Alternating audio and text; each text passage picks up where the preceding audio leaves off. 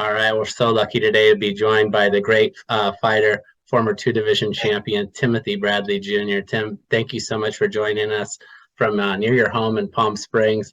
Look, congratulations. I just got the Hall of Fame ballot in the mail to yesterday, actually.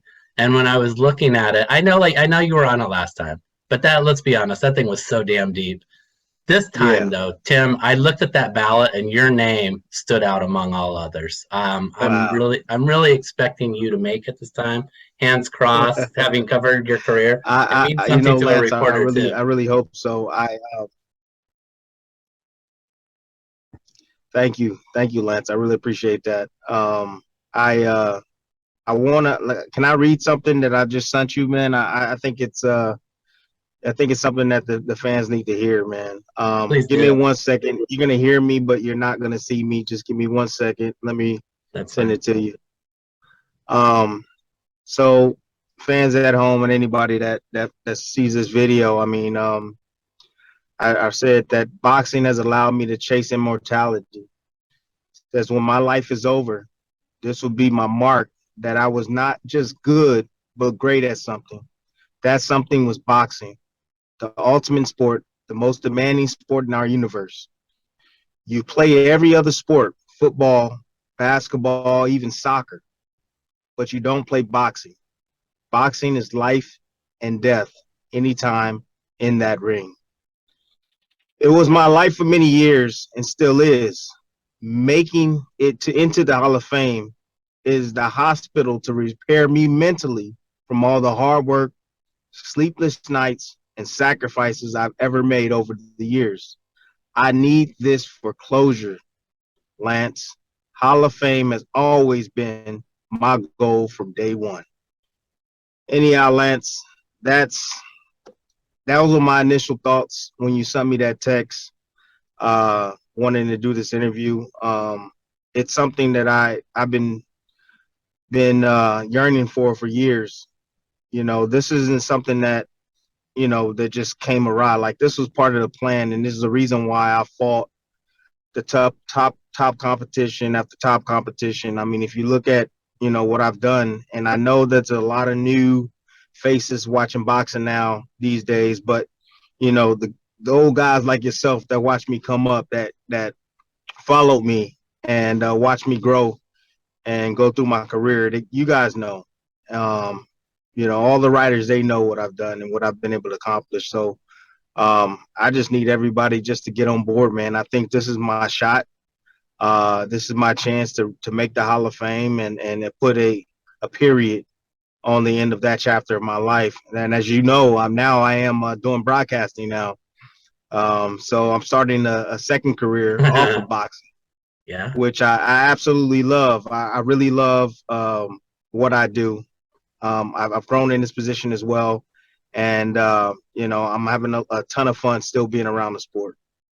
Real quick, when you talk about that, Tim, I mean, obviously, yes, you have the ability to go in twice as a broadcaster, and I love what you've brought to this sport.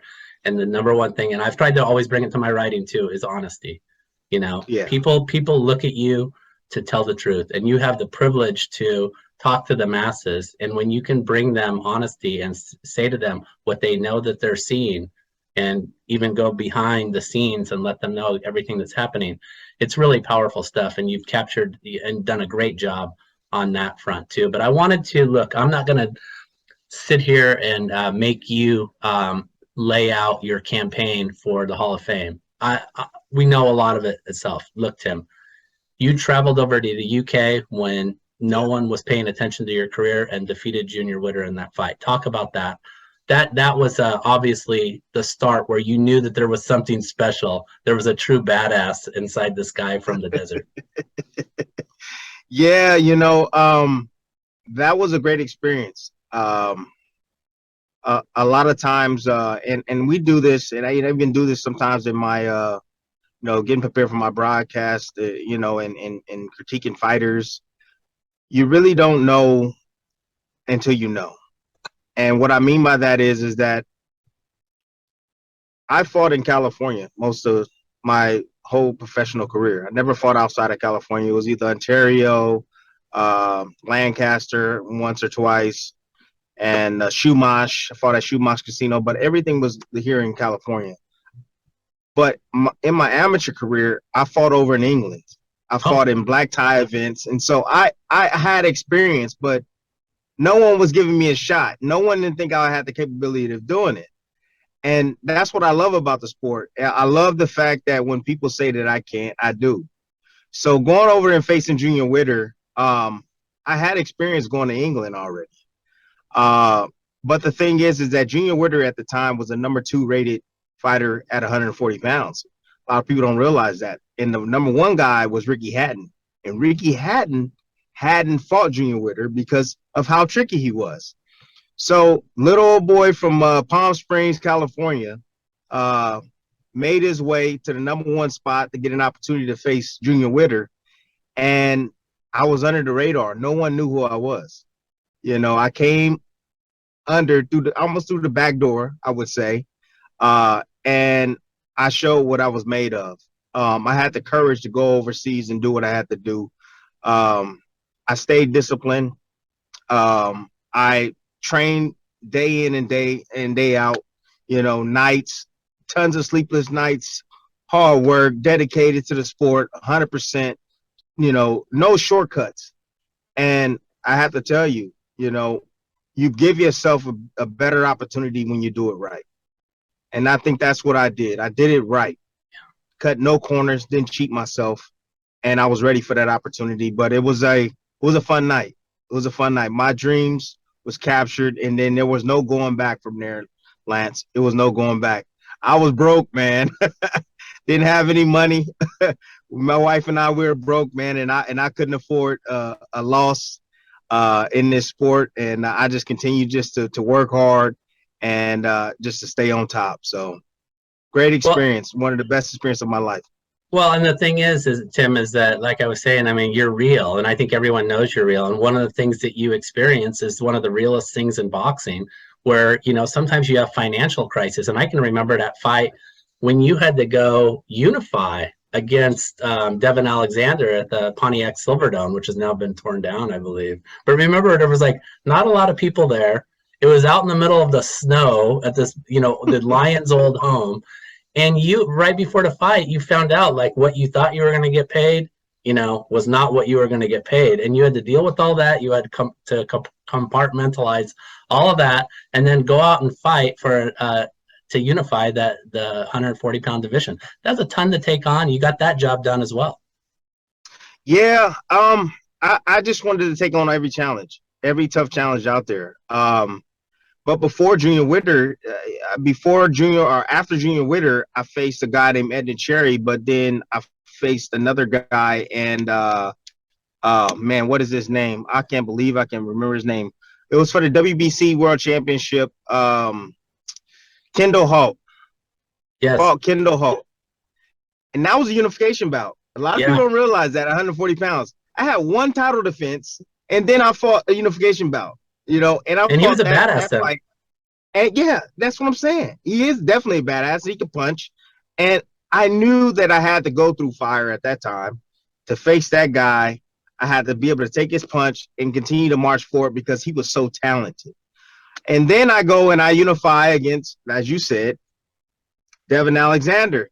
Everybody thought that it was, I thought it was too premature. Everybody had this like super fight ideas or whatever, but I just knew what I was capable of doing. You know, there comes a point where a fighter, he understands his makeup and he understands how and what he can do against different fighters. Trust me, every fighter knows what's going to be their challenge, and every fighter knows what's going to be. It's going to be all right for a minute, but I can deal with that. I felt that way when I fought against Devin Alexander. I didn't feel he was strong enough at that time, but as you said, I did everything that I possibly can to continue to fight the best over and over. I wasn't one of those guys that just look for the money. You know, when you're fighting top competition, the money is going to be there. You got to understand that. And you are actually handling your due diligence in becoming a Hall of Fame fighter by facing the best guys out there. So you're killing, you know, two birds with one stone when you do it that way, as opposed to just chasing that money. If I'm not mistaken, Tim, and forgive me for forgetting the opponent right now, but I know it was a top rank guy. And I think you came home after the Alexander fight, if I'm not mistaken. You fought a top rank guy, and again, it was kind of like a toss up fight. Um, Maybe not a ton of people there. It was in the desert at the Agua Caliente, I believe. Not a ton of people there, but what I remember who was there was Bob Arum because he promoted the guy you fought. And even Lamont though Peterson. exactly, there you go. Thank you. And I'm so sorry that I forgot that. That was a huge fight. Huge fight. I just didn't Lamont have the thoughts. Peterson. Yeah. Another Huge another undefeated fighter. huge fight. An, Another undefeated guy.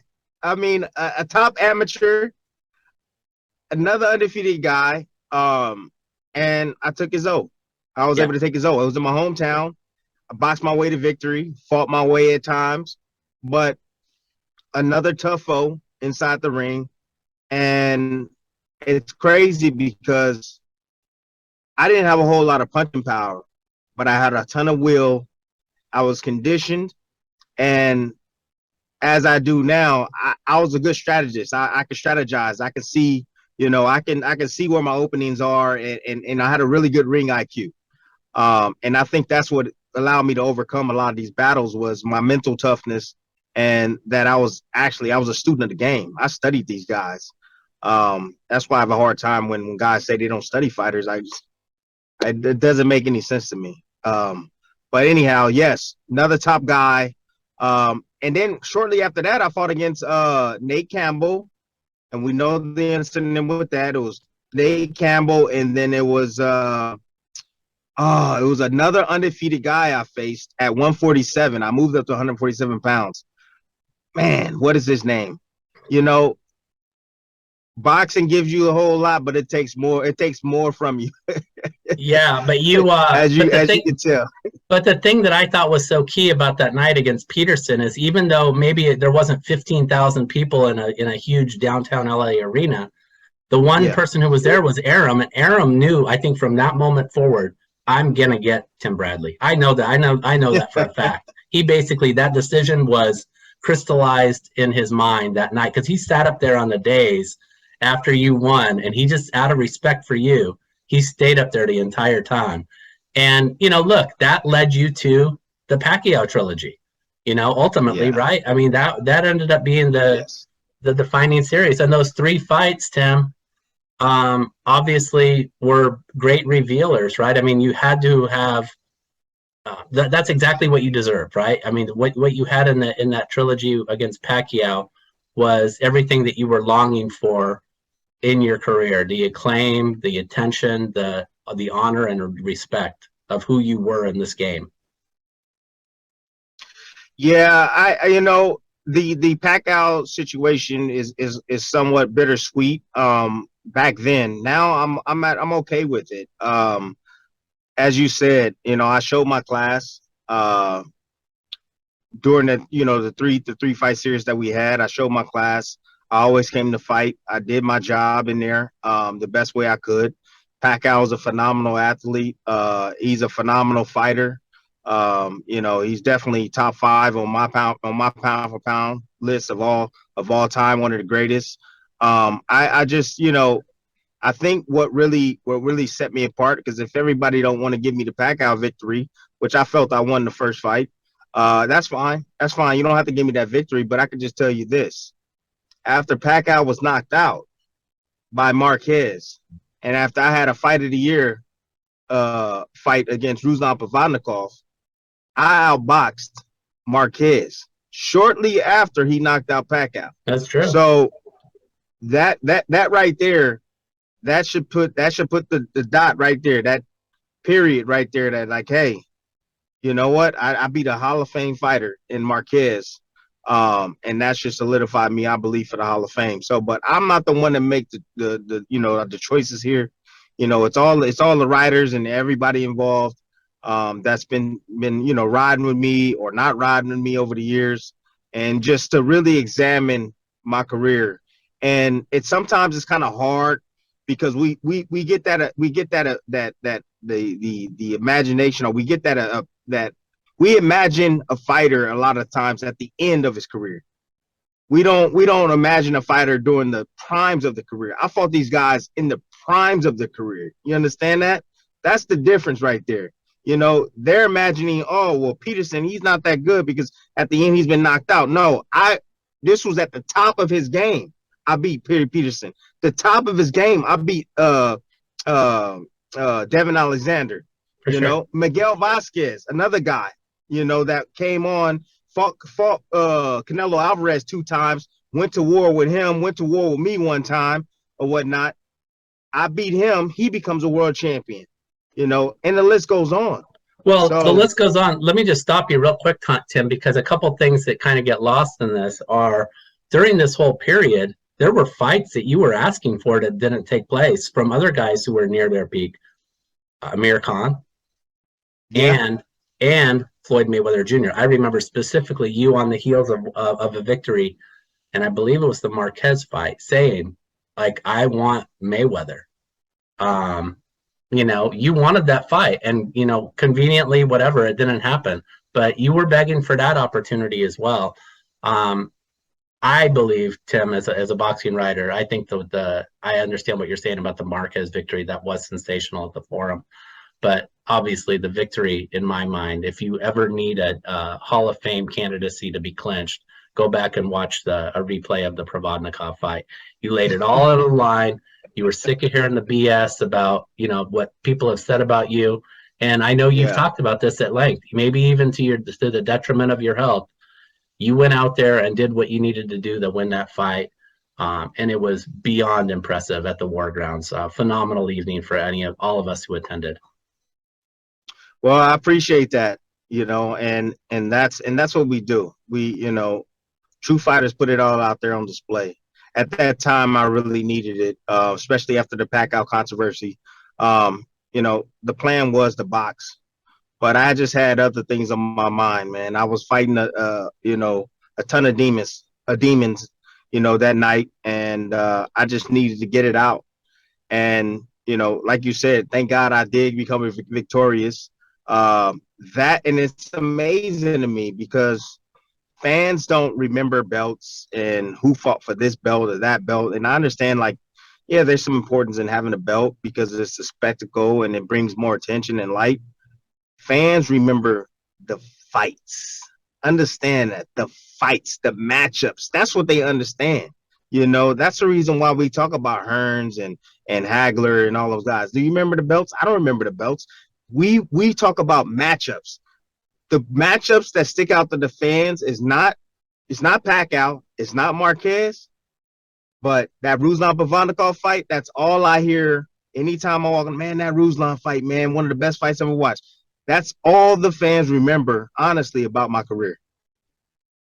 Well, there was so much more to remember, Tim. I mean, having been ringside at so many of those great events, I mean, it was an honor to cover your career. I'm so happy that you're in Thank this you, position that you're in. We can man. only Me too. do one vote here, but you've got mine for sure. And I'm really looking forward to the day that, you know, that comes in Canastota with you giving another great speech like the one you just blessed us with at the beginning of Man. this. Well, I appreciate that, and I got one more. This is the thing I'm gonna do, man, and I'm gonna try to attempt this. If I do make it, I pray to God that I do. I'm gonna try to make 147 pounds one last time, and I'm gonna be 147 pounds, and I'm gonna bring a scale in Canastota, and I'm gonna step on that scale at 147 pounds for the last time in my life. That's what I'm gonna attempt to do if I become a Hall of Fame fighter, baby. It's not if, it's when, Tim. I got chills talking to you Yeah. today. Thank you so much for your time. I really Thank appreciate it. you. Thank you, And we Lance. I know really appreciate that. anytime.